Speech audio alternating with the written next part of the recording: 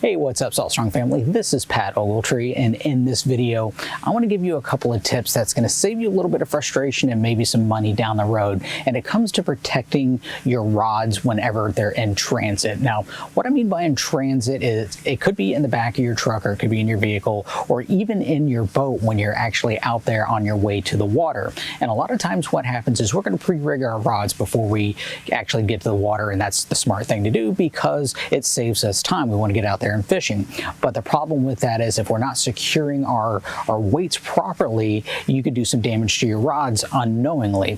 So what happens a lot of times is, I'm going to use my surf rod as an example, but a lot of our, our heavier rigs that we're using, our cut bait and our live bait with, we're going to use these bigger weights. And what happens is during transit, these weights will bounce around. So what happens is every time that weight makes contact with the blank, it has the potential of making these little micro fractures. So we've probably all seen videos, or maybe it's even happened to us, where we're fighting a fish and all of a sudden the rod snaps. Well, a lot of times that's not necessarily a manufacturer's defect, but instead it was one of these micro impacts that happened a while ago, but it's rearing its ugly head at the worst possible time when we're fighting that fish of a lifetime. So what I want to do is give you a couple of tips to keep this from happening. So first, let's use this as an example. So right now we basically have a Carolina rig that's set up, and I've got my hook attached to the rod down here at the bottom. So as you can tell, whenever we are bouncing that up and down, there's a lot of movement in there. And the more movement we have, the more likely that weight is to make contact with the rod blank. So the first tip that I want to give you is take your weight whenever you're transporting your rod, and then I want you to wrap it around the rod blank just like this.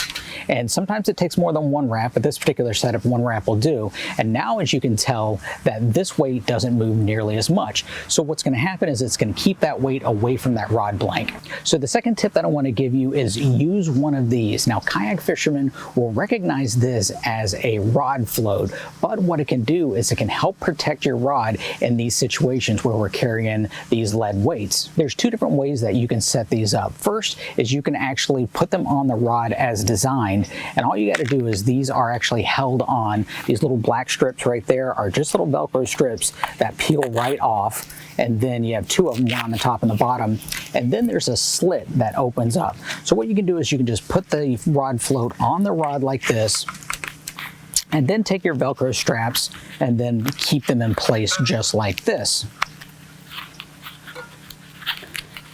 Now what I'll do is I'll turn that opening away from the weight, so whenever that weight is impacting it, it's actually hitting the foam instead of hitting the rod, and now you're fully protected. So even if you're hitting some big waves or you're getting some bumpy roads going down the road, that lead weight is now, not only is it wrapped so it can't travel as much, it's now impacting that little foam. Now another way that you can use this is you can actually wrap the weight with the foam instead of the rod, and this is helpful whenever there might be a guide that's right in the way of where your weight is placed at. So same principle, you just wrap the weight with the foam itself, and then wrap the Velcro around the weight on the top and the bottom,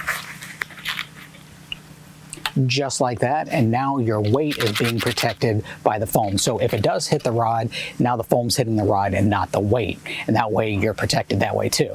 Now, I found these rod floats at Walmart. There was a pack of 3 of them for about $6, which is only $2 a piece. It's pretty cheap compared to a broken rod. I've tried using the same method with a pool noodle, but the problem is the diameter of the hole on that pool noodle is too large, and it was kind of hard to get it to stay on the rod. But these rod floats are made for that purpose of floating the rod, and it just happens to be the perfect thing to use to protect your rod too. So there you go, a couple of quick tips to help avoid disaster down the road when you're fighting that fish of a lifetime. And I hope you like this, and I hope you learned something from this. And if you've got a way that you protect your rods during transport, I'd like to hear from those, and put those down in the comments below. And as always, I appreciate you watching, and as a traveling fishing coach, you never know where I'm going to end up next. I might see you out on the water, and if I don't see you out on the water, I'll see you in the next video. Thanks for watching. Bye.